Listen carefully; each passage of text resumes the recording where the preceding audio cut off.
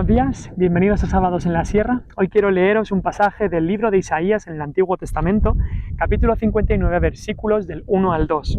Dice la palabra de Dios: He aquí que no se ha cortado la mano del Señor para salvar, ni se ha agravado su oído para oír. Pero vuestras iniquidades han hecho división entre vosotros y vuestro Dios, y vuestros pecados han hecho ocultar de vosotros su rostro, para no oír.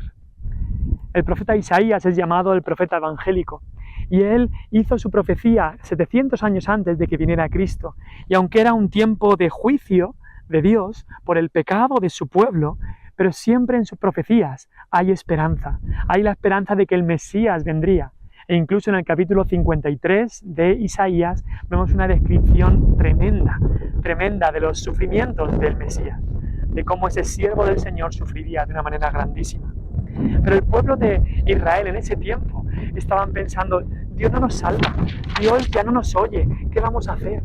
¿Qué vamos a hacer nosotros? Dios nos ha desamparado, ya Dios no quiere saber nada de su pueblo. Y por eso decían: se ha cortado la mano del Señor, ya su oído está demasiado pesado, Dios se ha hecho demasiado viejo, ya no oye, ya no nos oye en nuestras oraciones. Quizás su pregunta era: ¿por qué Dios permite esto? ¿Por qué Dios permite estas cosas que nos pasan? Y no se daban cuenta que era el juicio de Dios. Y en el versículo 2, Dios les da la razón. La razón era su pecado, su pecado.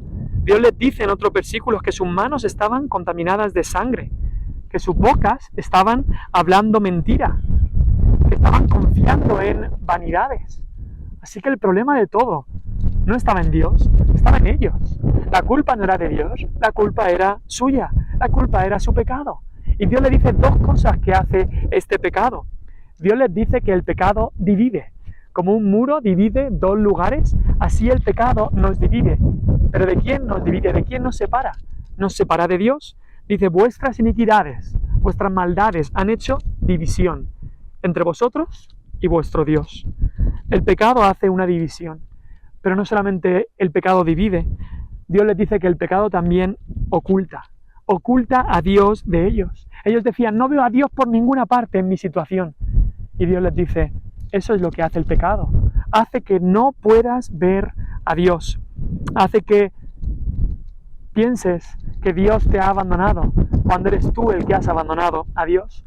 Y lo que Dios les dice claramente es: la culpa no es mía, la culpa es vuestra, la culpa es de vuestros pecados. Y hay mucha gente así en el día de hoy, quizá tú eres uno de ellos. Quizá dices: es que Dios no me escucha.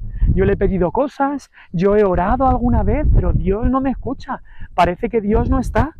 Dios no escucha lo que yo le digo. Parece que su oído a mí no me hace caso. Pero ¿has venido a Dios por el camino que Él ha provisto? ¿Has venido a Dios en el nombre de Cristo, arrepentido completamente de tu pecado, con dolor por ese pecado y convicción de pecado, y creyendo que Cristo es el único que te puede salvar? Porque la Biblia dice que si en mi corazón hubiese yo mirado la iniquidad, el Señor no me habría escuchado. Entonces, si Dios no te escucha, es porque quizá aún retienes tu pecado y no te has arrepentido de él. También hay algunos que dicen: es que Dios aún no ha tocado mi corazón, entonces como Dios no lo ha tocado, como Dios no me ha querido tocar, como su mano no ha tocado mi vida, entonces, bueno, quizás es que Él no quiere salvarme. Pero ¿y qué de tu arrepentimiento? ¿Y qué de tu confianza en Cristo? La culpa no es de Dios, la culpa es tuya, la culpa es nuestra, de nuestro pecado, de no querer dejar nuestro pecado y de no querer venir a Cristo y confiar en Él como el único Salvador de los hombres. Y muchos hay en el mundo que no han querido venir a Cristo, que no han querido arrepentirse de sus pecados y le echan la culpa a Dios. Dios no me escucha o Dios no me ha querido tocar. Pero ¿y qué de nuestra responsabilidad?